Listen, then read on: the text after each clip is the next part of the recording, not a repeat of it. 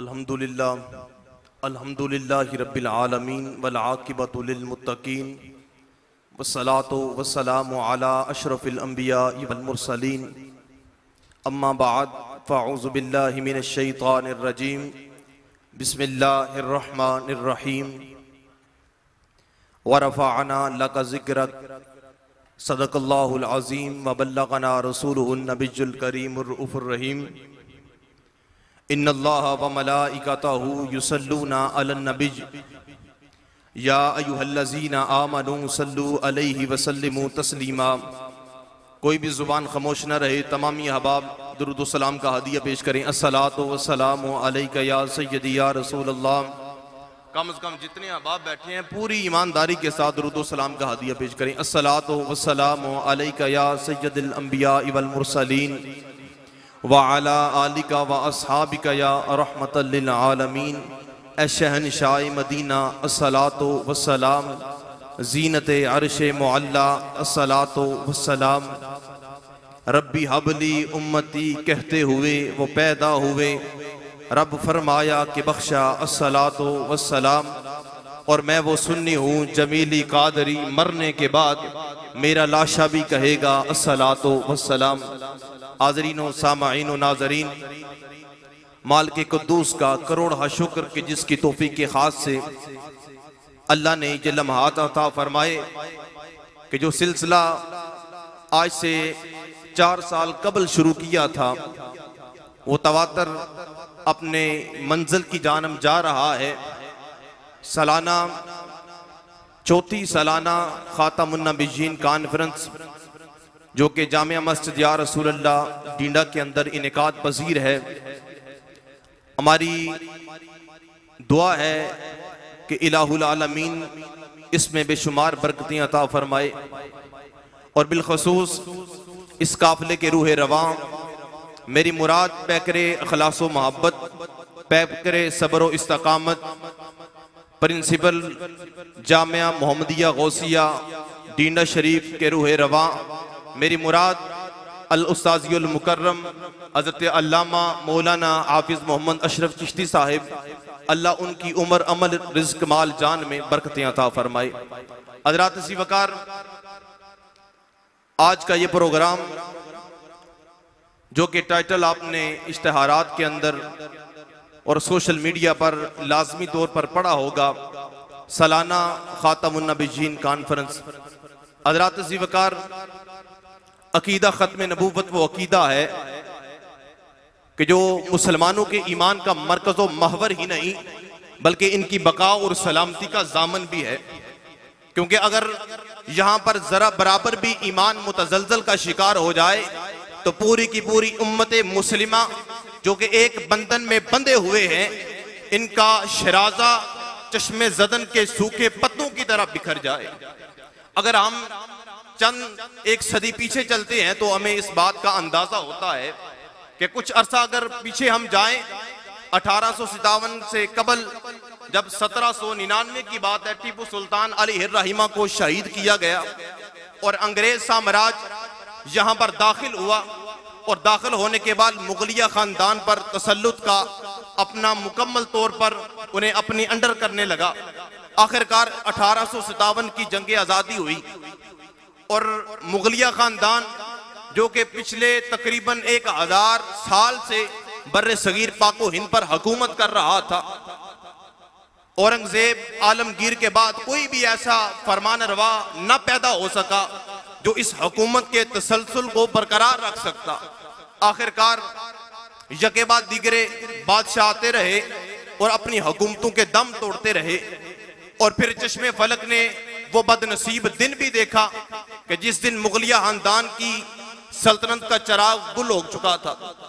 और उसके बाद अंग्रेज आया, उसने आकर देखा कि मुसलमानों को तो कई बार इनकी हुकूमतों को हमने पाश पाश किया, टुकड़े टुकड़े किए, तबाह बर्बाद किया, लेकिन हम देखते हैं कुछ ही अरसे के बाद ये असिरनो मुनज़्ज़म होते हैं और चंद सालों के बाद अपनी पूरी आबोताब के साथ आते हैं और आकर हमें कुचल कर चले जाते हैं। हम भूले नहीं सलाहुद्दीन अयूबी को, हम भूले नहीं सुल्तान महमूद गजनवी को, हम भूले नहीं अभी ताजा तरीन बात है सुल्तान टीपू को। लेकिन अजीब मंजर है, इनके अंदर कौन सा वलवला है, इनके अंदर कौन सी ताकत है। इनके पास ना तो साम्राज्य है, इनके पास ना तो वो सारे का सारा मुकम्मल तौर पर पैसा है, हर चीज इनके पास मुकम्मल तौर पर नहीं है, नाकिस है। लेकिन उसके बावजूद ये मुकम्मल तौर पर ताकत के साथ आते हैं। आखिर इनके पास वजह क्या है?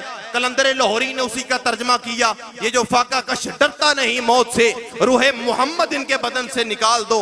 आखिरकार उन्होंने अपने जासूस लिए, जासूस लेने के बाद मुसलमानों के अंदर उनको उंडेल दिया, कहा जाओ और जाकर तहकीक करो, जाकर तजर्बात करो, मुशाहिदात करो, मुकम्मल तौर पर रिसर्च करो। रिसर्च के बाद हमारे पास आना, आकर बताना कौन सी ताकत है, कौन सी कुव्वत है जो इन्हें हमारे सामने लाकर खड़ा करती है और पीछे भी हटने का नाम नहीं लेती। आखिरकार वो गए, जाकर उन्होंने रिसर्च की। कुछ अरसे के बाद वो दोबारा आए, उन्होंने कहा हमने मुसलमानों के अंदर एक चीज बजा कर देखी है, हो सकता है वो 100 खामियां इनके अंदर मौजूद हों, लेकिन एक चीज देखी है जो सब में यकजा है, और उस चीज के लिए ये अपनी जानों को कुर्बान कर भी दें फिर भी समझते हैं कि ये सस्ता सौदा। वो बड़े हैरान हुए, वो जितने भी उनके बैठे थे उन्होंने कहा वो कौन सी चीज है? उसने कहा ये अपने नबी से प्यार बड़ा करते हैं, ये अपने नबी से प्यार बड़ा करते हैं, और उसी प्यार की खातिर ये अपने सीनों पर गोलियां खाने के लिए भी तैयार रहते हैं। हज़रात जी वक़ार वक्त गुजरा, अल मुख्तसर मैं करूंगा क्योंकि वक्त की नज़ाकत को भी मलहूज़े खातिर रखना है। अल गर्ज हुआ ये, उन्होंने मुसलमानों के अंदर मुसलमानों के ही ग्रोहों से उठाए हुए लोग उन्हें खरीदा, और खरीदने के बाद मुसलमानों के अंदर दाखिल कर दिया। कोई आया नबी की जात पे एतराज़ात करने लगा, कोई आया तो कहने लगा कि नबी को ये कमाल हासिल नहीं, किसी ने कहा नबी को गैब का इल्म नहीं, किसी ने कुछ कहा और किसी ने कुछ कहा, किसी ने कहा नबी तो माज़अल्लाह बड़े भाई की तरह है। अलगर नौजवान नस्ल के ज़हन के अंदर मुकम्मल तौर पर ज़हन साजी की गई, और इस दौर के अंदर सोशल मीडिया ने आकर मुकम्मल तौर पर ज़हन साजी की। बंद कमरे के अंदर बैठकर कोई कह रहा है कि नबी को गैब का इल्म नहीं था। आज हम यहाँ पर बैठकर लाइव पूरी दुनिया में हम हर चीज को देख सकते हैं, लेकिन बदबख्त कहने लगा नबी को गैब का इल्म नहीं। अलगर ये बातें बढ़ती बढ़ती इस मुकाम तक पहुंची, लेकिन फिर भी मुसलमानों के दिलों के अंदर वो मोहब्बत रसूल को कम न कर सके। आखिर उन्होंने कहा कि कोई ऐसा काम किया जाए कि जिसकी बेस पर मोहब्बत रसूल जो है वो कम हो जाए, क्योंकि जब उसको निकाल दिया जाएगा मुसलमान जो है ये मुर्दा जिस्म की तरह हो जाएगा। आखिरकार उन्होंने कहा क्यों ना एक ऐसा काम किया जाए, मुसलमान तो मुकम्मल तौर पर एक ही ऐसा अकीदा है कि जिस पर मुत्तहिद है, और वो अकीदा है अकीदा खत्म नबूवत। उन्होंने कहा एक ऐसा नबी लॉन्च किया जाए जो नबी आकर इनकी हदीस की तावीलात करे, हदीस के अंदर आकर तावीलात करे। उन्होंने एक नबी लॉन्च किया। आपने ये तो बड़ी चीजें सुनी होंगी कि जनाबे वाला कभी कोई चीज जदीद तरीन आ रही है, इस जिद्दत के दौर के अंदर मुख्तलिफ चीजें जो हैं वो लॉन्च हो रही है। लेकिन चश्मे फलक ने भी ये नजारा देखा कि दुनिया के अंदर अंग्रेज एक नबी को लॉन्च कर रहे हैं, वो ऐसा बदबख्त तरीन जमाने का लाइन आदमी, उसको उन्होंने लॉन्च किया और कहा कि जाओ और जाकर इनके अंदर से ही ऐसी ऐसी जड़ें उखाड़ फेंको कि इनके दीन की तावीलात हो जाए। हज़रात जी वक़ार, हम सलाम अकीदत पेश करते हैं उन हस्तियों को, हम सलाम अकीदत पेश करते हैं अपने उन उलमाए कराम को, हम सलाम अकीदत पेश करते हैं उन मशाइख़ इज़ाम को कि जिन्होंने मुकम्मल तौर पर अपनी सारी मसरूफियात को बलाए ताक रखते हुए आए और आकर मैदान अमल में आकर इल्मी फिक्री और मैदान कारजार के अंदर आकर इस मिर्जे का ऐसा ताक़ुब किया कि इसकी ताबूक के अंदर वो कील ठोंसे कि जो क़यामत तक के लिए इसे बाहर निकलने नहीं दे रहे। हज़रात जी वक़ार, इसी अकीदे ख़त्म नबूवत पर हमने मुख्तलिफ प्रोग्राम्स कराए ताकि उनके अकायद व नज़रियात से आपको आगाह किया जा सके। इस दौर के अंदर कि जब मुसलमानों को लालच देकर और मुख्तलिफ चीज़ों की तरफ उबार कर नौजवान नस्ल को कायल किया जा रहा था, उसी को मलहूज़े खातिर रखते हुए इस इदारे के रूह रवान ने ये काफिला सलार, आपने इसका अज़म का इजहार किया और लेकर इस काफिले को चले कि जो कि आपके सामने है। इसलिए हमने एक ऐसी शख्सियत को मदऊ किया कि जिनको आप सुनेंगे तो आपका दिल बाग बाग हो जाएगा। मुहक्किकुल असर हज़रत अल्लामा मौलाना पीर साईं गुलाम रसूल कासमी साहिब चंद लम्हों के बाद वो भी तशरीफ फरमा होंगे। वो अपने मवाज़न हसना से आपकी क़ुलूब ज़हान को मुनव्वर फरमाएंगी।